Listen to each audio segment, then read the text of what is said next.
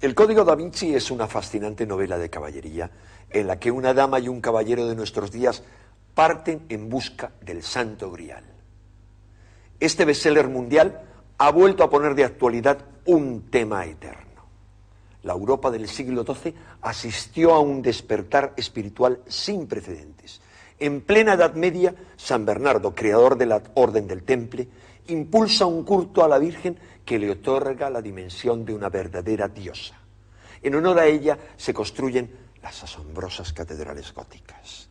Los templarios traen esotéricos secretos de Tierra Santa y se convierten en un poder paralelo al de los reyes y al del propio Papa. Mientras tanto, en el sur de Francia, los herejes cátaros desafían a la autoridad corrupta de la Iglesia romana. Las mujeres obtienen allí una posición social y un poder que les es negado en el resto del mundo. Los trovadores abren la mente medieval a nuevas formas de pensamiento mientras difunden por toda Europa el ideal libertario del amor cortés y hacen de la dama un objeto de veneración. Es precisamente en este contexto donde de pronto surge una poderosa leyenda que va a sobrepasar todos los mitos occidentales precedentes. Una leyenda que es difundida por los romances de caballería a partir de las cortes de la bella y muy libre Leonor de Aquitania. Está centrada en torno a los caballeros de la tabla redonda y a su búsqueda del Santo Grial. ¿Pero qué era ese místico objeto? ¿Por qué se dice que beber del Grial proporciona la inmortalidad, la sabiduría y la sanación? ¿Se trataba de la copa usada por Cristo en la última cena? ¿Contenía acaso su preciada sangre? Y si es así, ¿por qué consideraba herética la Iglesia un mito relacionado con lo que podía ser su más sagrada reliquia? ¿Se inspiraba en antiguas creencias paganas? ¿O tal vez representaba todo eso y mucho más? En compañía de los más prestigiosos especialistas en la materia, intentaremos aproximarnos al misterio del Grial. Veremos que su poderoso influjo se ha extendido desde los templarios y los rosacruces hasta las SS nazis, que pretendían servirse del Grial en su siniestra misión de purificar la raza aria. Y descubriremos que quienes hoy mantienen viva la búsqueda del Grial no ven en él un objeto material, sino el símbolo de la divinidad dentro de nosotros mismos.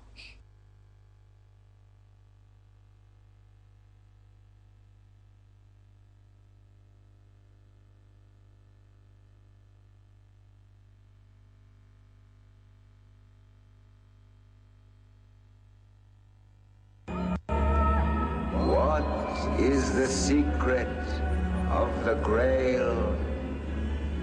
Who does it serve?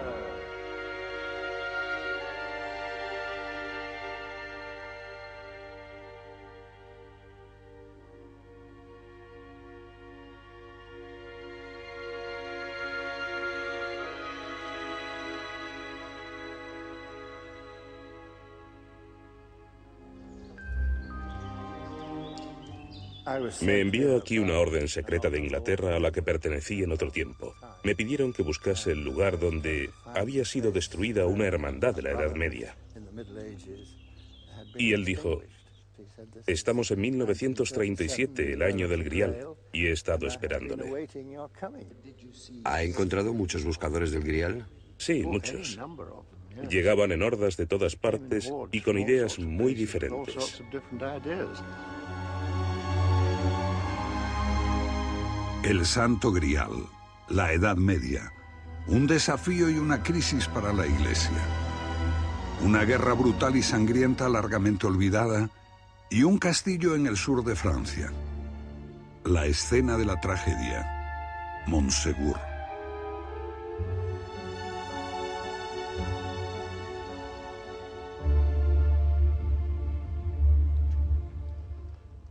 Un momento mágico en la mañana del 21 de junio, el solsticio de verano.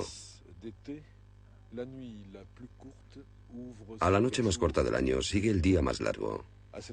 En ese momento especial, el sol sale en Montségur y sus primeros rayos penetran en el castillo.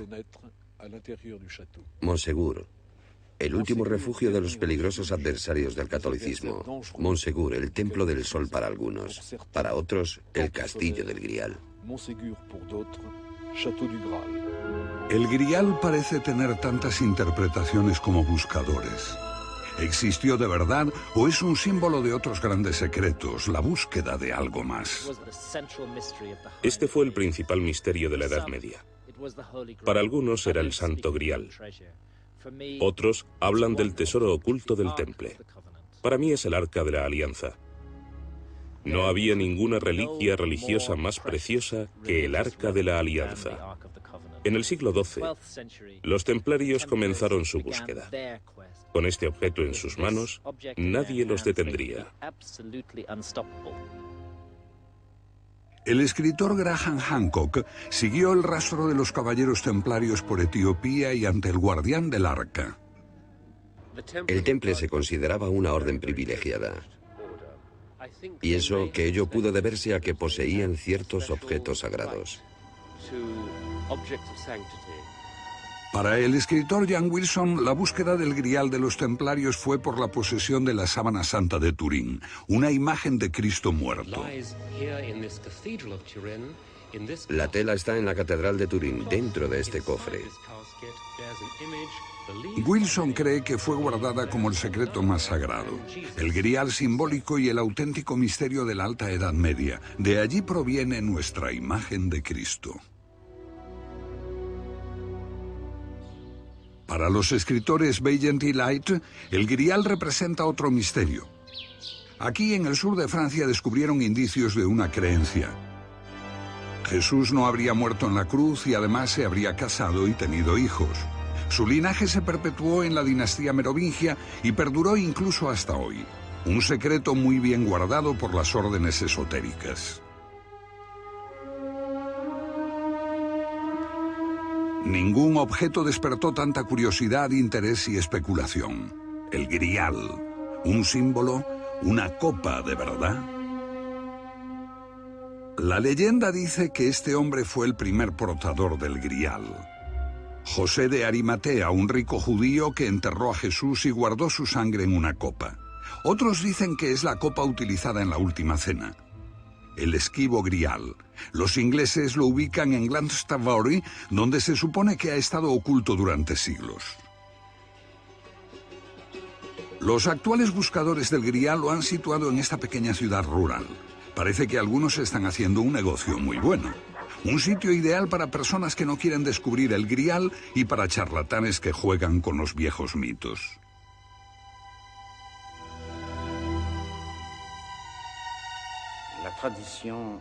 En la tradición celta, a José de Arimatea se le considera el tío abuelo de Jesús. Esta historia se corresponde con las leyendas gnósticas que llegaron hasta nosotros a través de los evangelios apócrifos. Esos textos también nos dicen que José de Arimatea usó la copa que Jesús utilizó en la Última Cena para recoger su sangre cuando lo bajaron de la cruz. Para llevar dicha copa a un lugar seguro, José de Arimatea viajó a la Armórica en Bretaña y a Glastonbury en Gran Bretaña, donde, según la leyenda, el Grial fue enterrado en una colina.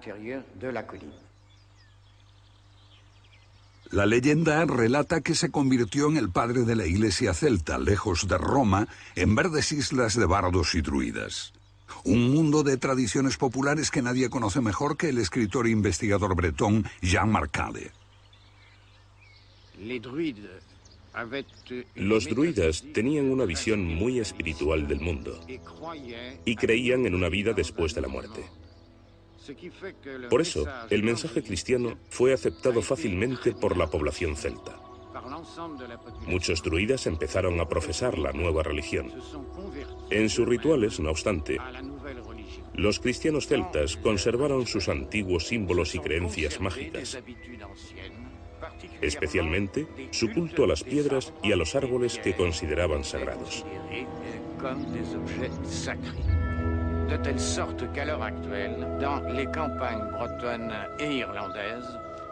De hecho, en los campos de Bretaña y de Irlanda, aún se pueden encontrar sus santuarios en medio de la naturaleza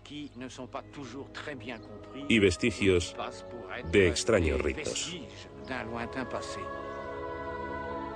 Una peculiar expresión de la cristiandad celta floreció aquí hasta principios de la Edad Media, cuando fue cruelmente perseguida por la Iglesia de Roma.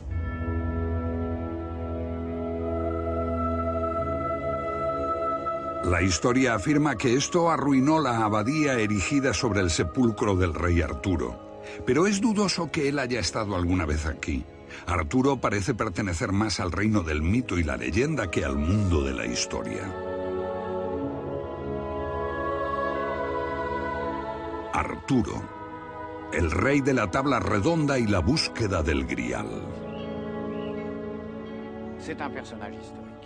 Arturo fue un personaje histórico, pero no un rey. Era un líder guerrero, un general en la tradición romana, probablemente ataviado como un centurión, y se unió con las tribus británicas en su lucha contra los invasores sajones. Obtuvo un importante éxito militar cerca del monte Vado, al suroeste de Inglaterra, y protegió a los bretones del dominio sajón durante 50 años. Podría ser que Arturo hubiese empezado su campaña desde el sur de Cadbury, en esta colina fortificada que data de la época romana.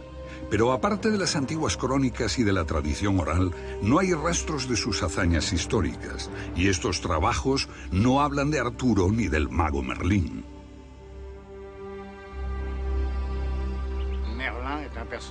Como Arturo, Merlín también era un personaje histórico. Probablemente vino de la Baja Escocia. La leyenda dice que enloqueció después de una batalla y buscó refugio en los bosques. Así se convirtió en el hombre salvaje del bosque que transmite su sabiduría a los otros. Merlín y Arturo son dos personajes muy especiales de la mitología europea, y en muchos sentidos recuerdan al Mitra y al Varuna de los mitos indoeuropeos. Mitra es el rey de la justicia y la reconciliación, el aval de los contratos. Y Varuna, el mago que inspira a los reyes y revela nuevos descubrimientos. Merlín está detrás del nacimiento ilegítimo del rey Arturo. Y es que le lleva hasta Excalibur, la espada del poder.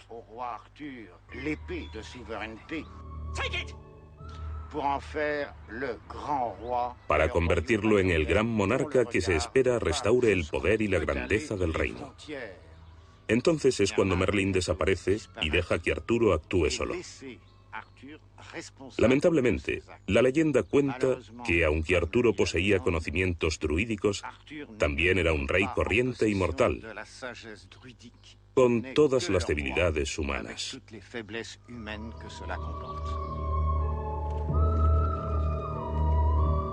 Arturo recibe la espada Excalibur y el poder de una mujer, la Dama del Lago. Pero todo se derrumbó cuando los perros de la guerra se desataron y el país quedó devastado y yermo.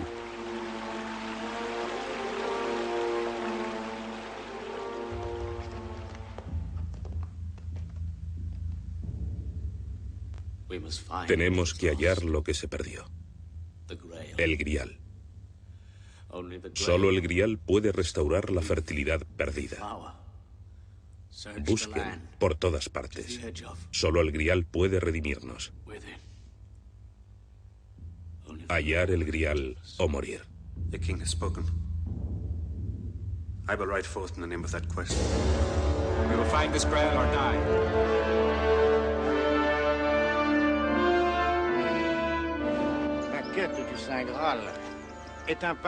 La búsqueda del Grial es como un viaje iniciático. Representa un regreso a los arquetipos más antiguos y a las fronteras más remotas de la mitología. Es un relato de aventuras, en el sentido de que tenemos un héroe mitológico que deja su hogar para recuperar un objeto perdido que fue escondido en algún lugar del mundo, o en una isla en medio del océano, o en un profundo bosque. Es la misma historia de Hércules, de Jasón, de Orfeo y de los argonautas. Estas imágenes son parte de la memoria humana. La búsqueda de lo que se perdió está arraigada en nuestro inconsciente colectivo. Así, tanto en el ciclo del Grial Como en las novelas de la tabla redonda, los caballeros salen al encuentro de aventuras. Pero en realidad, estas aventuras representan una búsqueda interior. Quieren encontrar la verdad dentro de ellos mismos, porque en este mundo estamos ciegos. Por eso, quienes buscan el Grial deben ser puros.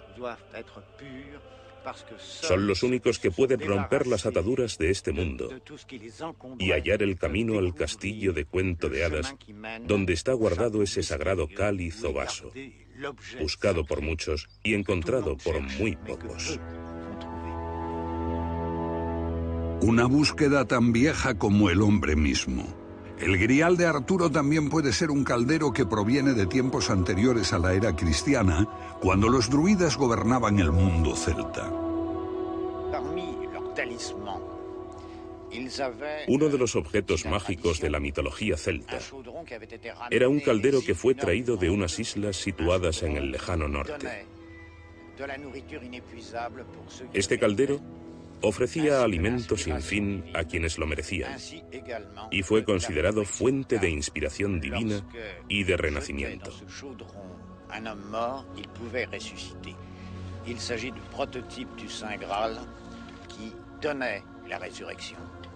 Los muertos que se echaban dentro volvían a la vida. Y ahí está el prototipo del Grial, el recipiente que contiene la resurrección. El manantial de Barenton tiene el poder de hacer que llueva. Simboliza el agua que cae en la tierra y da vida y fertilidad. El manantial es femenino y destaca la importancia que tenían las deidades femeninas en el mundo celta. La diosa del agua era el hada Viviana, a quien Merlín encontró en el manantial de Barenton. Y Viviana es también la dama del lago, la que suministra la vida que germina en la tierra. La hembra da la vida, simbolizada por el agua, así como el calor y la energía, simbolizados por la luz del sol. Así converge con el Grial, porque el Grial es un vaso guardado por una mujer y contiene una bebida que brinda inspiración, inmortalidad, sabiduría y sanación. La sangre de Cristo en términos cristianos. El agua que brota de la tierra en términos paganos. Pero estamos ante el mismo símbolo. Durante 10 años y un día lo buscó. ¿Es mucho? Pero dime, ¿has encontrado lo que buscas? No he encontrado nada, solo dolor y muerte. Morgana es la madre tierra, la diosa madre, guardiana de los misterios del pasado. ¿Has buscado mucho? Los hombres no se merecían poseer ese poder ni ese conocimiento. Ella es la madre divina que ama y alimenta a sus hijos. Bebe y ven conmigo. Este es un mito de tiempos inmemoriales, un mito casi perdido, pero que más tarde sería transmitido por los poetas celtas y adoptado por la imagen cristiana del Grial. Por esta razón, el Grial está hoy con nosotros. No podemos olvidar lo que significa la gran madre de los tiempos precristianos, la diosa primigenia, que nos hace conscientes de nuestra inmortalidad.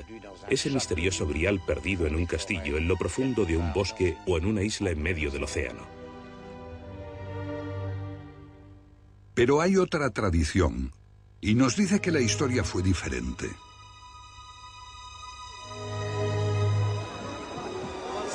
En esta playa francesa de Santa María del Mar, el Grial se ha convertido en leyenda europea. Este es un acontecimiento que se celebra todos los años, la llegada a Europa de José de Arimatea y María Magdalena con el Grial. La leyenda.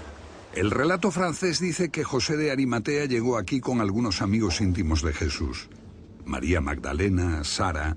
Cada año llegan miles de gitanos de toda Europa en peregrinación a este lugar donde se dice que fue traído el Grial a Francia.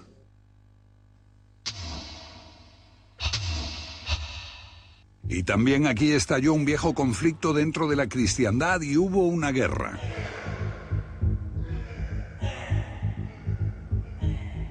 La Iglesia actuó brutalmente con sus viejos rivales. Una corriente de gnósticos, los cátaros, los que pasaron por la catarsis, los perfectos, los purificados. Una crisis en la cual la leyenda del Grial surge de nuevo. Una tragedia que acabaría en Montsegur.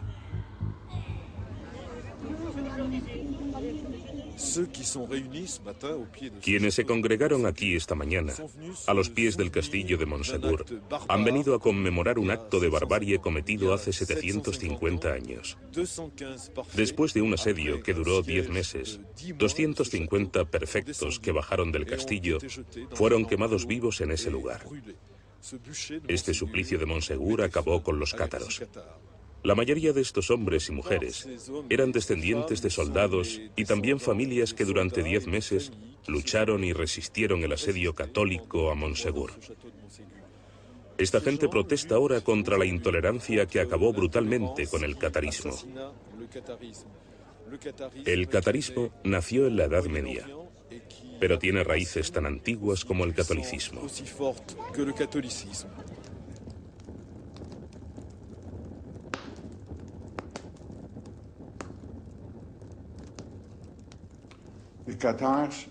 Los cátaros no fueron precursores de la Reforma. No eran herejes de la fe católica o protestante. Esta fue una fe muy diferente y se remonta al cristianismo primitivo e incluso antes, cuando la gente sentía ya que este era un mundo de sombras, extraño a la verdadera realidad,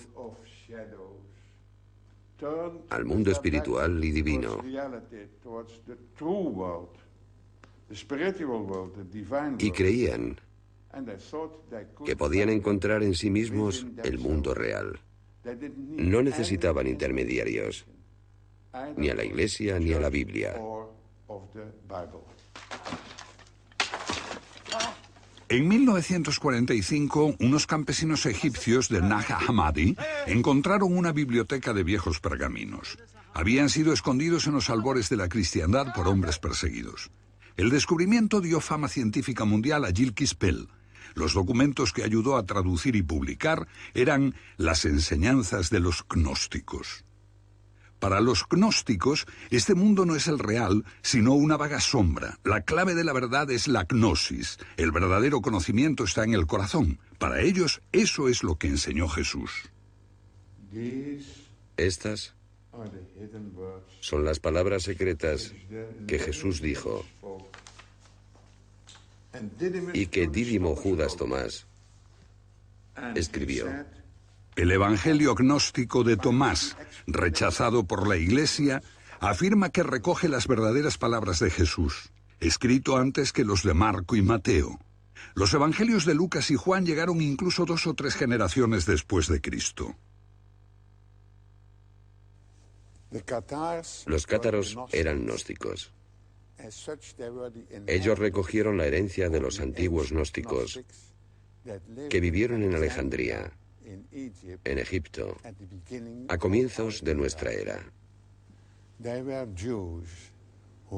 Esos gnósticos eran judíos que vivían en el exilio y habían descubierto en su corazón a un Dios desconocido. Pero no pudieron encontrar a ese mismo Dios en este mundo, lleno de maldad y miserias. Entonces, concluyeron que este mundo había sido creado por un Dios menor, Jehová, su deidad tribal.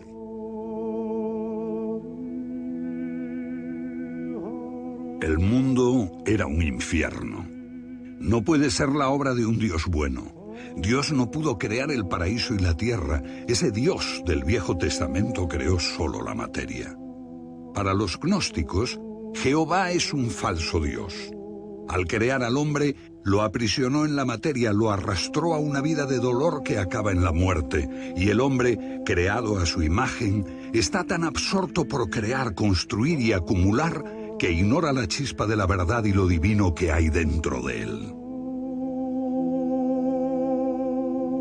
Pero Pero el hombre puede hallar la luz divina, si no en esta vida, tal vez en otra, porque los gnósticos creían en la reencarnación. Cuando los judíos egipcios de Alejandría se convirtieron al cristianismo, Jesús apeló a su más profundo yo y les enseñó el camino de su ser más íntimo. Les dijo: quien se conoce a sí mismo, conoce a Dios. Para los gnósticos, Jesús no era el Hijo de Dios, sino un mensajero que enseñaba el camino hacia el auténtico yo, un camino interior. Para la Iglesia, Jesús murió por nuestros pecados. Nuestra única esperanza está en la misericordia de Dios con la intermediación de la Iglesia. La Iglesia debe señalar el camino y nosotros obedecer. La Iglesia se convirtió en una organización perfecta. Creó una confesión de fe, un dogma en el que había que creer, un canon de la Biblia que había que aceptar, y un obispo que decidía lo que era verdad y lo que no. Los gnósticos, en cambio, no creían en ninguna autoridad externa. Solo se guiaban por la gnosis de su corazón, y nada mejor que eso. Amargas disputas teológicas dominaron el primer siglo de nuestra era. Nicea, año 324. Constantino, el primer emperador romano en abrazar la fe, convoca a los obispos. Lo que Constantino impone se convertirá en la base del credo cristiano hasta hoy. Creemos en un Dios creador de todas las cosas visibles e invisibles, y en un Señor, Jesucristo, el Hijo de Dios engendrado por el Padre. Como estadista, Constantino opta por la organización. El catolicismo prevalece. Las doctrinas gnósticas mueren en la hoguera. Una fe personal. Los gnósticos quedan indefensos cuando esa iglesia poderosa comienza a perseguirlos. En un siglo son prácticamente aniquilados. Algunos huyen a las remotas montañas de Armenia, un refugio que los mantiene a salvo durante 500 años. Cerca del año 1000 son obligados a marcharse a Bulgaria. Allí recobran poder. Sus predicadores encuentran seguidores en el norte de Italia, Francia, Alemania e incluso en Inglaterra. Un desafío creciente para la Iglesia. El terreno más fértil lo hallan en el sur de Francia, el Languedoc, una región sin igual en Europa.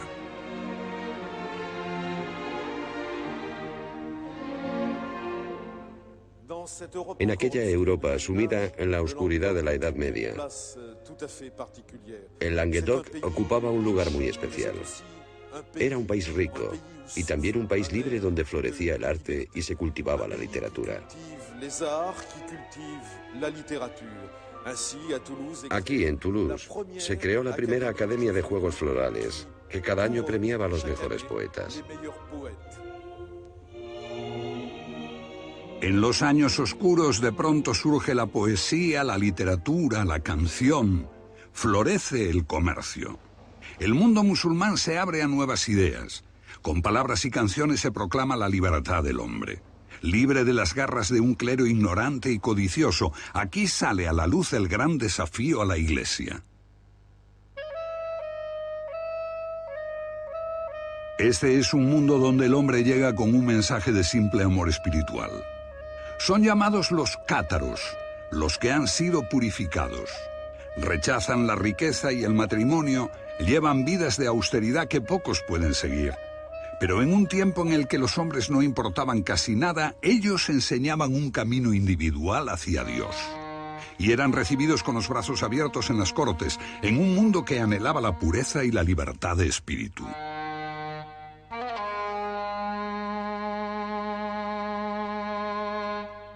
Este es el primer país donde son libres para difundir su palabra y desde aquí ayudan a promover una cadena de hechos que cambiarán la Europa medieval. Un giro en la historia que maravilla aún a los eruditos de hoy.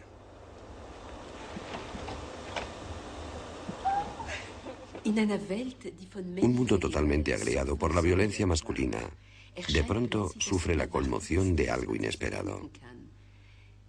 El espíritu hace su reaparición en Europa y descubrimos que hay mejores cosas que matarnos unos a otros. Levi Strauss lo expresaba magníficamente cuando dice que en el siglo XII Europa perdió su gran oportunidad de permanecer femenina y optó por un profeta con barba. Este profeta barbudo simboliza el poder patriarcal, apoyado por la Iglesia y por la ley sálica. Esta es la ley que no permite a las mujeres que hereden e impone que solo los hombres puedan reinar. Es ley en toda Europa, con una sola excepción, el sur de Francia. En Aquitania no regía la ley sálica. Por eso Leonor de Aquitania pudo heredar un gran país. Se convirtió en su dueña y señora y se casó con el rey de Francia, que tenía muchas menos tierras. Pero después de 15 años a su lado, tuvo que anular el matrimonio porque él era como un monje. Esto fue escandaloso en aquellos tiempos, pero mayor escándalo fue su posterior matrimonio con Enrique II, heredero del trono de Inglaterra. Los recién casados reinaban en unos dominios que se extendían desde las fronteras de Escocia hasta los Pirineos, y en los cuales se daba cita una gran variedad de culturas, lenguas y gentes. Para mantener unido este reino, Leonor tuvo una idea fantástica. Se valió de la antigua saga celta de Arturo y el Grial para crear una ideología nueva en todas sus tierras. Un rey y una reina, Arturo y Ginebra, regían una corte feliz, apoyados por señores que eran iguales entre sí. Y Leonor encargó a los poetas de la corte dar forma a esa ideología y componer textos, melodías y epopeyas como la de Tristán e Isolda. Hombre y mujer iguales. La semilla cae en tierra fértil. Los cátaros, que respetan al individuo y reconocen a las mujeres como sacerdotes, al igual que los hombres, preparan un nuevo espíritu en este país de trovadores. Los poetas empiezan a alabar a las hijas de la aristocracia cátara en busca de lo divino. En un tiempo en que no interesaba el amor, de pronto se canta al amor espiritual y al amor carnal. Los trovadores abren la mente medieval a nuevas formas de pensamiento mientras difunden el amor cortés por Europa y hacen de la mujer un ídolo. Este es el clima en el que finalmente surge un nuevo mito, la aventura de la búsqueda del Santo Grial. Esta aventura tendrá múltiples versiones, hasta la más completa, la de Wolfram von Eschenbach. Dichas versiones se extenderán por toda Europa, desde castillos como estos, que llegaron a ser auténticas cortes literarias.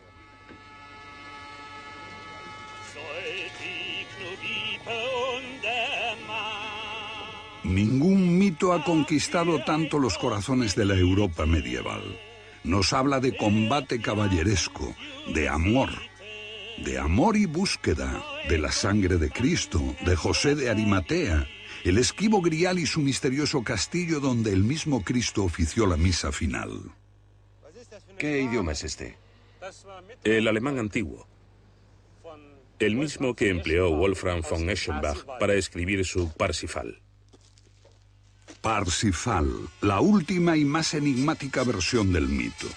Para muchos, su autor, Wolfram von Eschenbach, estaba influido por las ideas cátaras. Parsifal entra en este mundo como un ignorante, pero se distingue por su conducta caballeresca. Al llegar al castillo del Grial no consigue liberar al guardián, el rey pescador, que fue herido misteriosamente. Solo cuando esté exhausto y humillado en este mundo material podrá descubrir cuál es la pregunta para deshacer el hechizo y curar la herida del rey pescador, alcanzando así el Grial.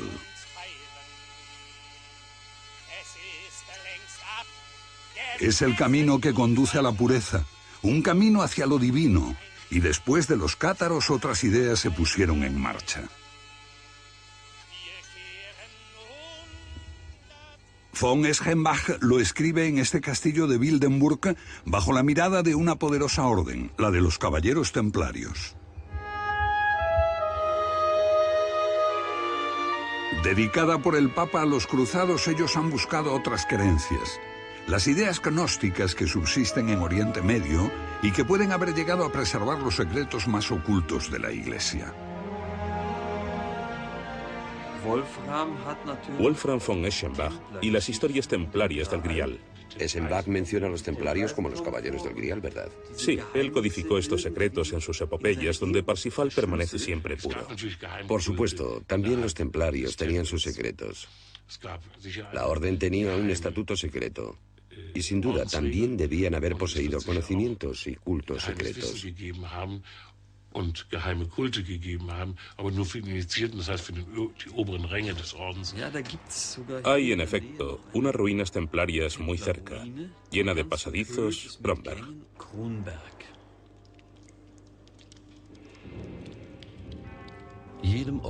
Los templarios tenían prohibido bajo amenaza de muerte revelar a nadie sus rituales secretos y sus reglas. Y sus castillos, casi todos en ruinas, eran extraterritoriales. Tenían un estatus especial, como si pertenecieran a otro poder religioso y secular. ¿Por qué era todo tan secreto si no tenían nada que ocultar?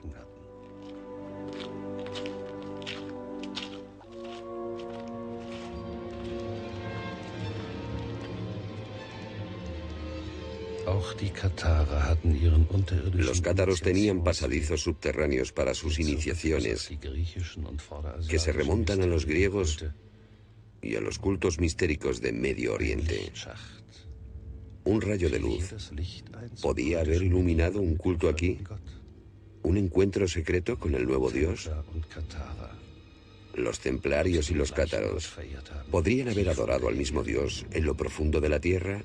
¿Era este un lugar para realizar ceremonias de iniciación en el misterio del Grial? Especulación: una iglesia templaria en Montsalvat, en los Pirineos.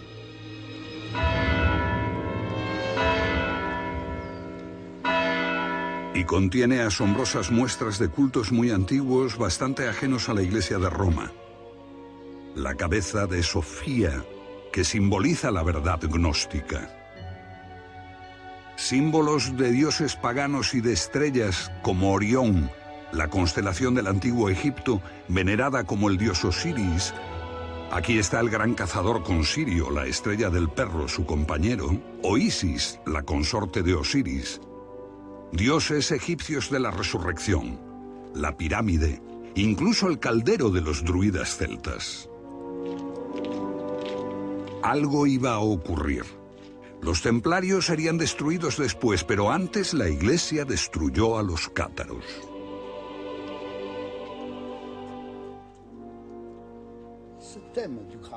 El tema del Grial surge en el mismo momento en que la Iglesia estaba intentando solucionar una serie de problemas, en particular el relacionado con la Eucaristía. Y no es casualidad que el ciclo completo del Grial se forme en 1215, cuando el Concilio Laterano proclamó la transubstanciación.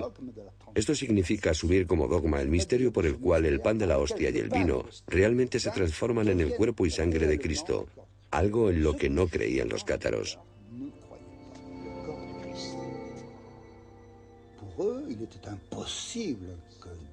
El cuerpo de Cristo. Para ellos era inconcebible que Dios pudiera reencarnarse en un cuerpo vil y material, un cuerpo humano, una creación diabólica. Para ellos la vida de Cristo en la tierra solo había sido una apariencia de vida humana. Su pasión, su muerte en la cruz, habían sido también una simple apariencia. Era imposible que estuviera realmente presente en la hostia. La Eucaristía y el Grial. La sangre de Cristo. Armas para las mayores pruebas que la Iglesia tenía que enfrentar. No eran las únicas. La Orden de los Franciscanos se fundó para reconquistar el corazón de los pobres casi entregados a los cátaros. Roma utiliza la aguda mente de Santo Domingo contra los gnósticos. En el debate teológico estaban a igual altura, pero la nueva orden de los dominicos crearía un arma muy especial para la ocasión: la Inquisición, que impuso el miedo en los siglos venideros. Y Roma hizo un llamamiento a las armas. Estimulados por la promesa del Papa de saqueo y conquista, los ejércitos cristianos del norte se unieron en una cruzada sin parangón contra otros cristianos. En pleno verano de 1209, el ejército del norte de Francia, apoyado por holandeses, frisones y germanos, llegaron ante esta formidable ciudad de Béziers. Una ciudad impresionante y amurallada, con 15 o 20.000 habitantes y 200 cátaros, cuya entrega reclamaron a la población los enviados papales. Cuando al día siguiente cae la ciudad, el enviado papal ordena: matadlos a todos, Dios reconocerá a los suyos en el cielo. Las iglesias fueron el escenario de la masacre y el escándalo. Cristianos contra cristianos, y en el nombre de Cristo, la primera vez en la historia del mundo. La historia dice que no lo habíamos hecho peor incluso contra los sarracenos. Ríos de sangre de miles de civiles exterminados, una ciudad entera. Mata a todos, que Dios reconocerá a los suyos en el cielo. Sí, Dios reconocerá a los suyos, cátaros y católicos por igual.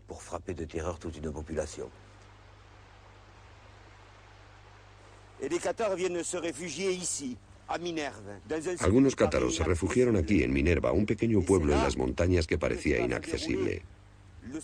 Y se repitió la segunda gran tragedia de las cruzadas.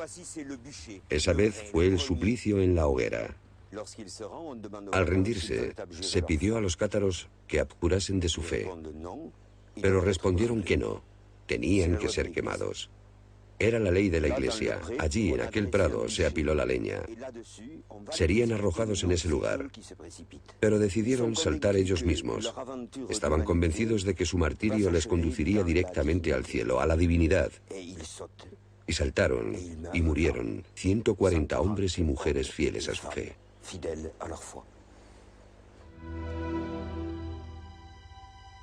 Por todas partes se alzan las hogueras. En el Languedoc, pero también en las tierras del Rin, en Alemania. 189 son quemados en la Champaña, 400 en Verona.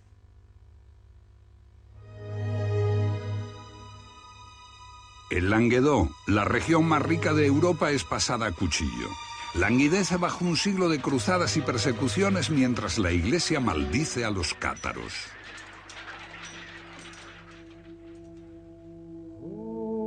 Malditos sean día y noche, que sus ojos se enceguezcan, que no puedan caminar más, que sean quemados con los perros y los burros y que lobos hambrientos devoren su carne. Sus huesos son desenterrados mientras la Iglesia destruye su memoria.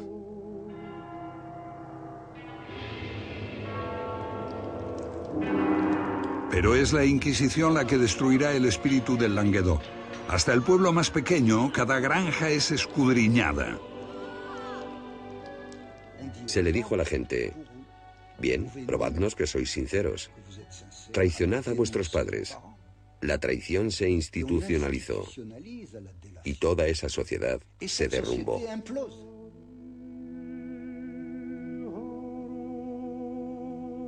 La agonía de la tierra se refleja en los rostros.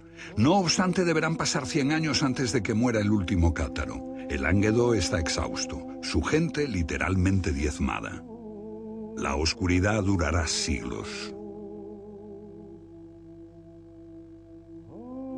En Montségur, la montaña refugio de los cátaros, la tragedia llega a su clímax.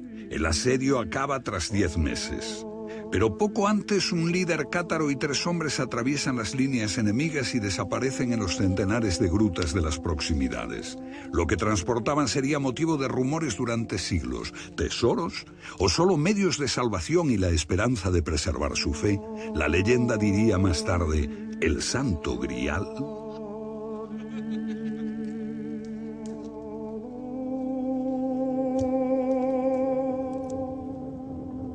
En las proximidades de Montségur, 220 cátaros murieron en la hoguera. La historia la escriben los vencedores. Aunque ningún cátaro mató a un católico, la Iglesia los definía como brutales asesinos, peores que los bárbaros.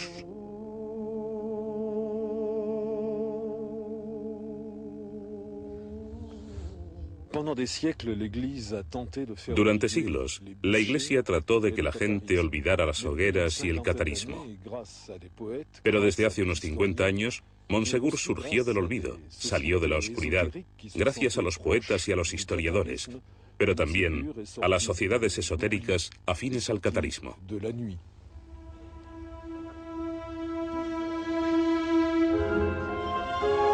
Las sociedades secretas y los grupos esotéricos tienen un profundo interés en el Grial, el símbolo de una búsqueda interior. De ese ambiente proviene Antonin Gadal, autoproclamado profeta de los cátaros y residente en las proximidades de Montsegur. Cuando era joven, el inglés Walter Burkes estuvo cerca de él. Él dijo, estamos en 1937, el año del Grial, y he estado esperando tu llegada. Fui enviado aquí por una orden secreta de Inglaterra. Se me pidió que encontrase el lugar donde fue exterminada una hermandad de la Edad Media. Y leí varios libros sobre ello, particularmente a Maurice Magré, que mencionaba un conmovedor detalle: cómo la hermandad fue finalmente emparedada en esta cueva. Unos 500 cátaros murieron en la oscuridad. Sus huesos se encontraron 250 años después. Los huesos resultaron ser prehistóricos, pero Gadal está convencido de que los últimos cátaros se refugiaron aquí. Él descubrió piedras simbólicas, grutas para ceremonias de iniciación. ¿Visionario o demasiado fantasioso? Pero las revelaciones de Gadal fueron ávidamente asimiladas por otro visitante a comienzos de los años 30, un joven alemán. Otto Rahn, hijo de un país desgarrado por el rencor de una guerra mundial perdida y sueños de gloria y grandeza wagneriana.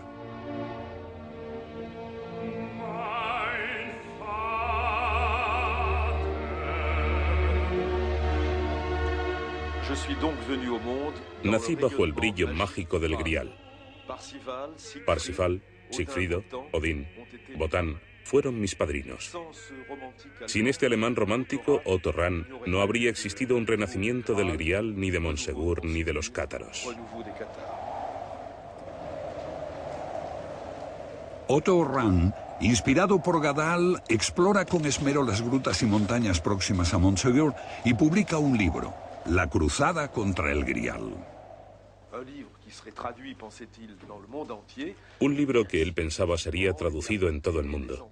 Y así alemanes, holandeses, ingleses, todos vendrían a este lugar para visitar las cuevas de iniciación de los cátaros, los portadores y adoradores del Grial. El autor de este libro maravilloso sabía que Montsegur era el auténtico castillo del Grial. Sacado de contrabando de Montsegur, la noche antes de su caída, el Grial fue escondido en las grutas cercanas, dice Rahn. Otto Rahn visita con frecuencia a la familia de Christian Bernadotte y Bernadotte queda fascinado por el alemán. En su doctrina, el partido sería inmutable y su organización fuerte como el acero y como una orden en todas partes. Hitler funda su imperio con la intención de que durase 1000 años. Pocos se dieron cuenta de que su proyecto se inspiraba en la ideología mistérica y el ocultismo. Su principal exponente fue un hombre de inmenso poder, Heinrich Himmler, Führer de las SS, el jefe de la Gestapo. A Himmler le gustó el libro de Rahn, quedó fascinado por el Grial, y Rahn fue admitido en las SS como miembro del equipo de Himmler.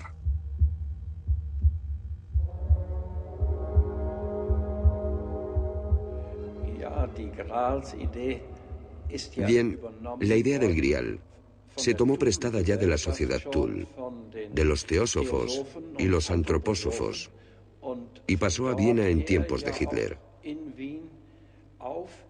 y también a Himmler. De modo que ellos, que no tenían mucha educación intelectual, la mezclaron con una forma de nacionalismo popular exaltado, que entonces estaba de moda. A los dos líderes les gustaba verse en ese contexto.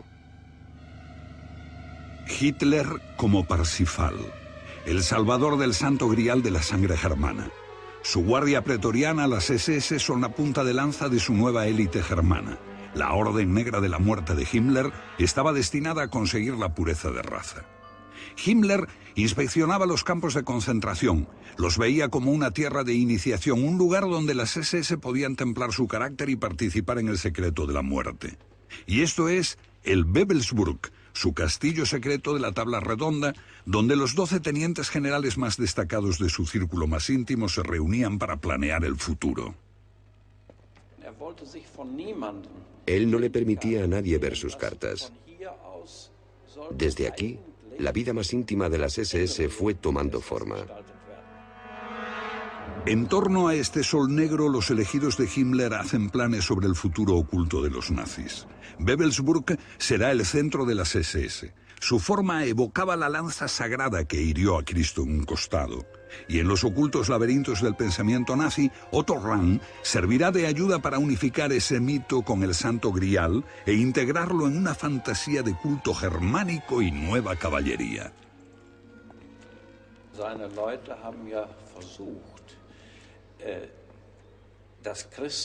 Su gente trató de doblegar a la cristiandad de tal forma que sus verdaderos orígenes deben de buscarse en la cuna de los arios y no en Oriente Medio.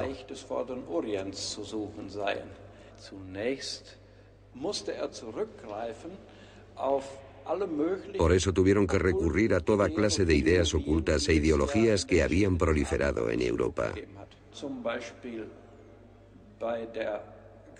La búsqueda del Grial, por ejemplo. Los nazis utilizaron a los cátaros para probar que desde comienzos de la Edad Media ya existía ese cristianismo que ellos decían representar, con el fin de obtener poder sobre la gente. De alguna forma, las SS querían conquistar la conciencia europea introduciendo un nuevo culto. Y no es necesario recordar que la población quedaría atrapada por completo en un nuevo tipo de oscura esclavitud.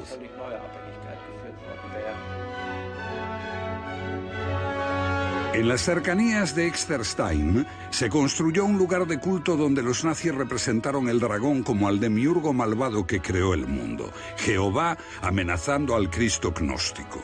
Lo que le gustaba a Himmler del libro de Rahn era encontrar gnósticos que rechazaran al Dios judío del Antiguo Testamento y se liberaran de la Iglesia.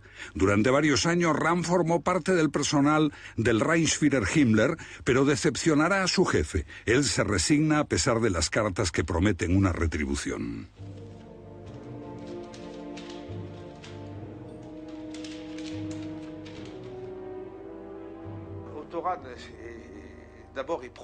Otto Rahn, lo primero de todo, está horrorizado por su experiencia en un campo de concentración. Él va a Oranienburg, a Buchenwald, a Dachau y presencia los crímenes. No ve las cámaras de gas, pero sí la brutalidad y el horror. Probablemente esto supone un gran trauma. Y luego le envían a aquellas infames casas de Leversborn, donde jóvenes muchachas arias, hermosas, todas rubias, ofrecen sus cuerpos para parir niños. Todo esto le horroriza profundamente.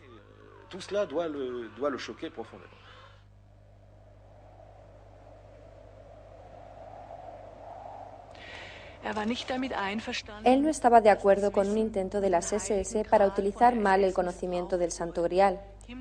Himmler quería construir una nueva religión en torno a este, y Rahn simplemente no podía estar de acuerdo.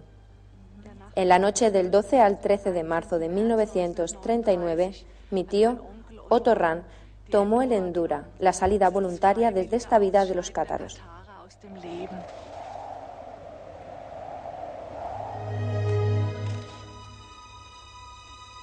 Pero el interés volvió a despertarse. Actualmente, cada año miles de personas visitan las cuevas y el castillo de Montségur, no por las fantasías nazis, sino para intentar tocar una fe apacible que fue borrada desde la tierra. La mayoría simplemente se buscan a sí mismos, aunque algunos también van en busca del Grial.